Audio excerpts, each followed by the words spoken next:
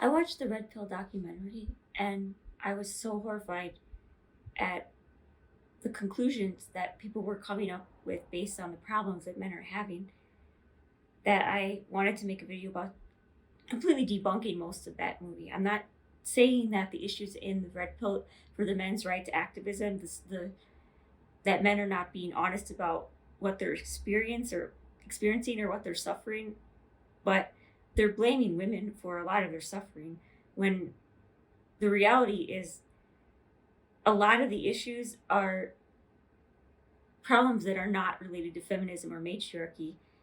They're actually either related to extreme patriarchy or the repercussions of slavery from, like 100 or 200 years ago, where Americans are paying a karmatic price. So first off, the idea in the Red Pill, men are saying more men are in prison than women, and more men are drafted in the military than women. And their solution to this is not to take a look at the prison system, which is a result of slavery. The prison system was designed to get around the 16th Amendment, or not the 16th Amendment, the 13th Amendment, which was the amendment that freed the slaves. But because a lot of the economics of the country could not survive without slavery at that time, they created a prison system to get around slavery.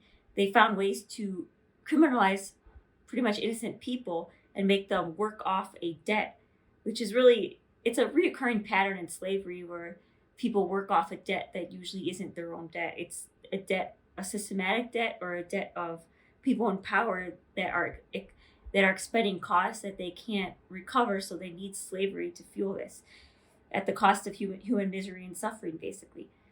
Okay, so yes, so there are more men in prison than women, but the solution is not to put more women in prison. It would be to put less men in prison and lower the incarceration rate. Because as a result of the prison system that was designed to get around the 13th Amendment and re-enslave people, there's a disregard for justice, and there are like too many people incarcerated. I think America has the highest incarceration rates in the world. So solving hate and injustice with more hate and injustice by wanting more women to be in prison instead of less men is complete stupidity. I mean, like I can understand why the women in that movie, The Red Pill, were screaming at these men, because their solution, these men are victims, but they're actually honestly like perpetuating part of what they're suffering from. So then the military is almost the same thing. The men are claiming that they want to draft more women in the military, and that would even things out, instead of, how about not being in a constant state of war that we can't afford? So the United States, this country is, the birth rate for the American people is 1.6 children per mother, I think. So really you need at least 2 or a little slightly more to make up for accidents and stuff to maintain the population. So America has a declining population. So in order to sustain the population, what they do is they bring in people from really like countries where there's extreme religion, like Islam and Christianity, Catholicism, where the people are brainwashed. They're almost like in a slave state, and they're brainwashed to have as many children as possible so they can build a military for some medieval institution that we really should be evolved past at this point. And the solution isn't to swing the other way, like in the movie Idiocracy, and have 0 children and just give up on human life. So what's going on is America's expending all this energy to have all these wars outside of our country at the cost of not being able to support children in this country. So what happens is then we bring in refugees from the wars that we're actually funneling and channeling into, or giving our energy to. We're bringing in people from those other countries in the form of modern day immigration, which is really often a disguise for modern day slavery. So again, the solution for men being drafted in the military more is to have less war, not more women in war. I mean, like the state of the world with these weapons of mass destruction, men blowing things up for fun, these weapons we've designed have the ability to ruin our planet, basically. So, it's gone way too far with military and war. Maybe it should be the other way. Bring all these armies that are stationed in Germany and China or Asia and all, like we have all these military places that are from wars from like 30, 50 years ago. Maybe we should just bring these people back home and be more matriarchal oriented.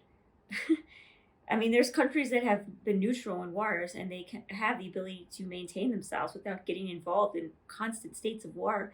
And it doesn't mean they're weak and attacked. It means they have an equilibrium. And so again, so in the Red Pill documentary, men are saying that men live less than women. And I mean, that's true. That's not a false statistic. Men have lower life expectancies than women. But they're implying again, like this idea that women are at fault or matriarchy or feminism is the reason why, and that men are overworked and that they're worked for supporting families and that's why they don't live as long, is complete stupidity. It's actually based on, I took a biology class and you can look these statistics up. There are more boys born than females as babies. So there's about like maybe 51% boys and 49% females or girls.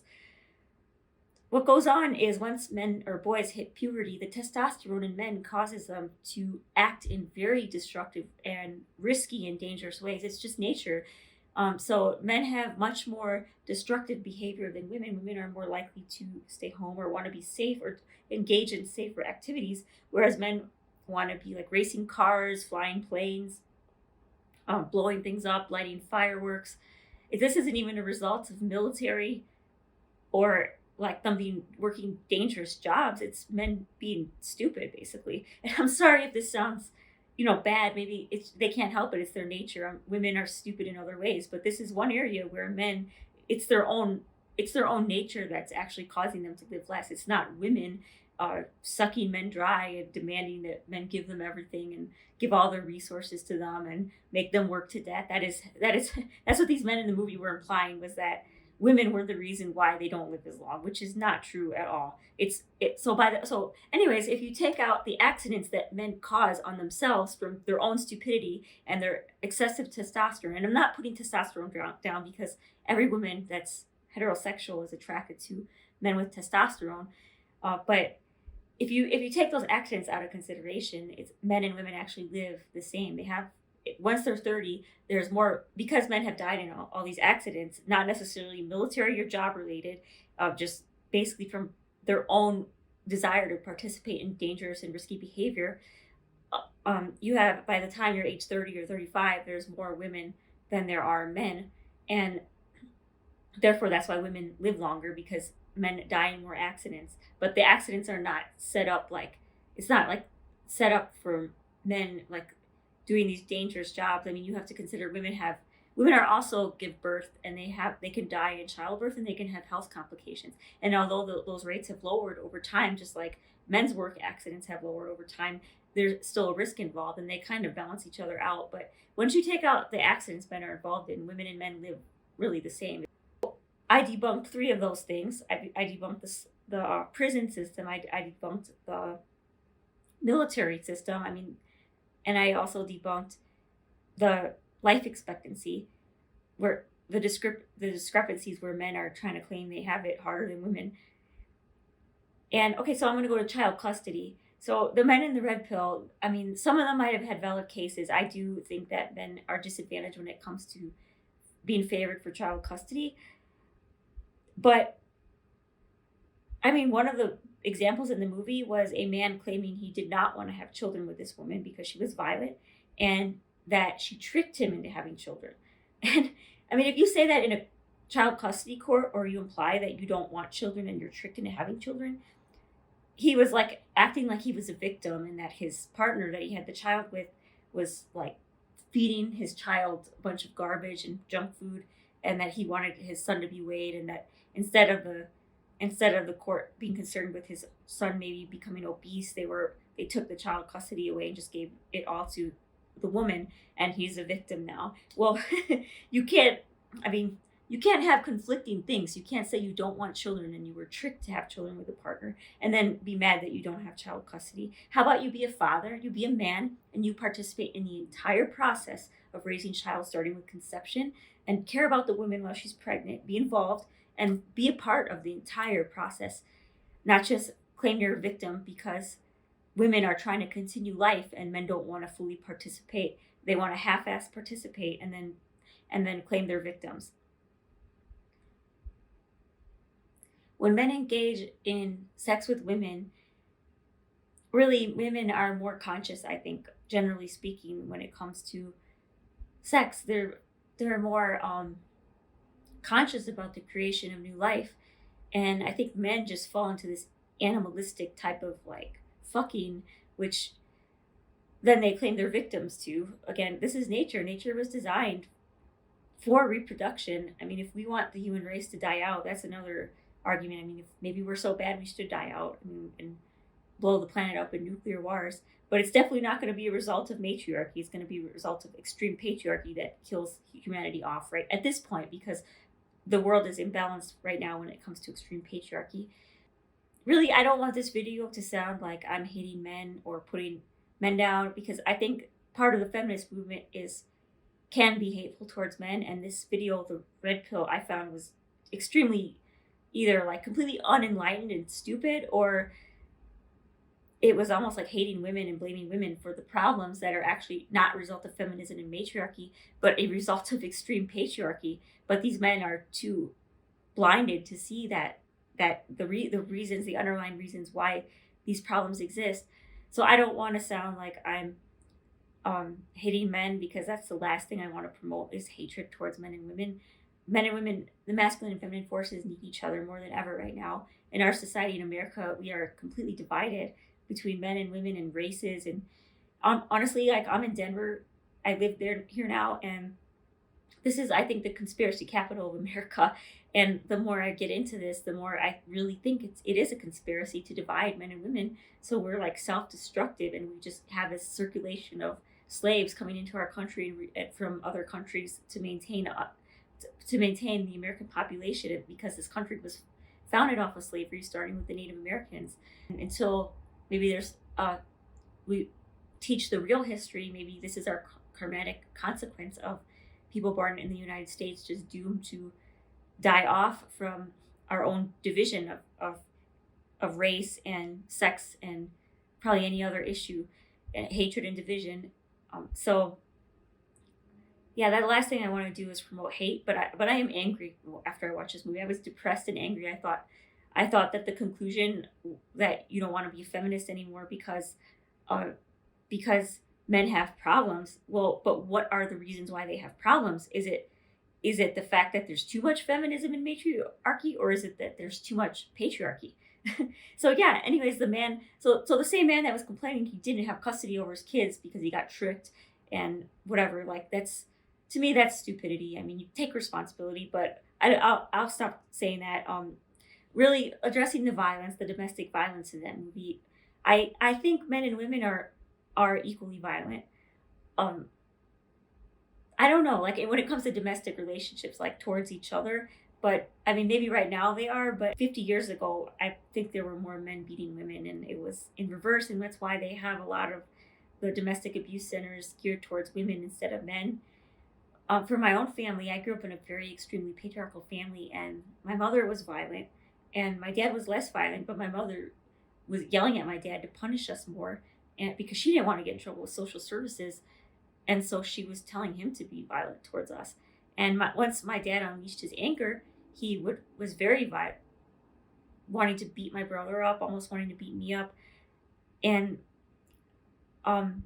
it's possible, like, my mother, although she's a woman, she was part of this extreme patriarchal religion. It was extreme Catholicism, which is why she works with Islamic people. Almost Islam and Catholicism are very tied together. If you learn the history, the Catholic Church actually helped create Islam to build a military to fight the Jews and to fight the non-Catholic Christians. But I'll get into that in another video. What I'm trying to say is that men can be on the feminine side, and women can be on the extreme patriarchal side. And just because you're a man doesn't mean you're automatically on the extreme patriarchal side. So in my case, my mother was actually extremely patriarchal because she was brainwashed with this extreme patriarchal religious ideology from slave religions. And it caused her to be very abusive to me and my sister. And especially when she was pregnant with my sister, that's when she became violent, when I was 8 years old. And my point of explaining this is that the way our system is set up, our religions and everything, we honor the sun. We worship the sun, basically. We might disguise that as Jesus Christ, or we might have other terms for our deities and our gods that we give energy and power to. But what we're really worshiping is the sun, and we're associating the sun with men, which is why when you have a boy, you call the boy son. And we assume that only men can be this light and fire, and that women have to be this like darkness or moon, the night, and men are the day. And that's kind of a false concept. There's something called the solar feminine, which I'm getting way too much mystical and spiritual theology right now. I don't want to get off topic, but my point is that violence in women is often a result of our extreme patriarchal culture, like women who have violent outbursts. And I'm not making excuses for women to be violent. It's not right for people to be hurting people in very extreme violent ways, obviously. Personally, for me, and looking at my mother who was violent, I was married when I was 19, and I think I was a little bit violent at that point when I was younger. And I didn't realize that my extreme mood fluctuations were a result of the moon cycles, which is the period, and the feminine cycles. Women have much greater hormonal fluctuations than men. Men have hormonal fluctuations based on the moon cycle as well, but women have a greater fluctuation of those cycles. And when you don't teach this to women, they teach this, that women have like a hormone change in schools. They do teach this, but it's not just related to their hormones, it's also related to the moon.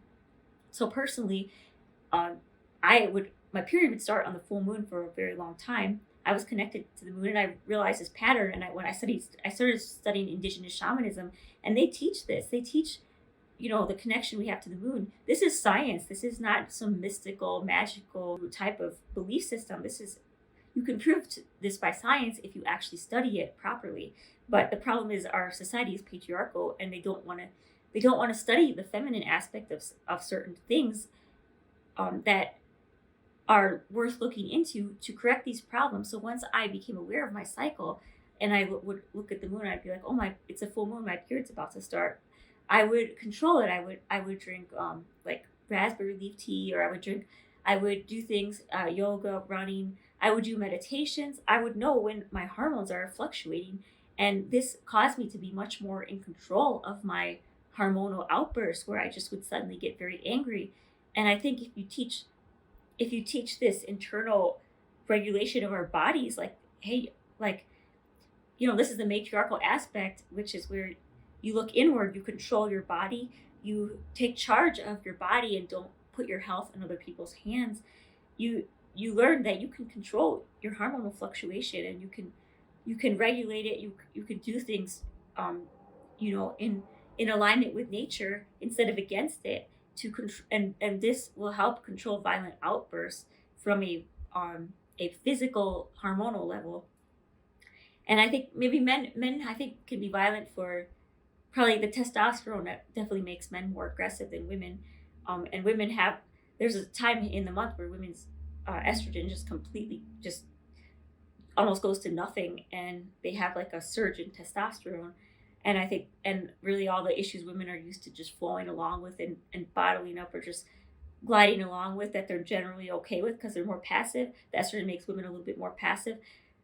This surge of testosterone can make women extremely angry. And if they actually, I'm saying that extreme patriarchy, beating women into submission and more violence, is not the answer to these hormonal fluctuations that women have.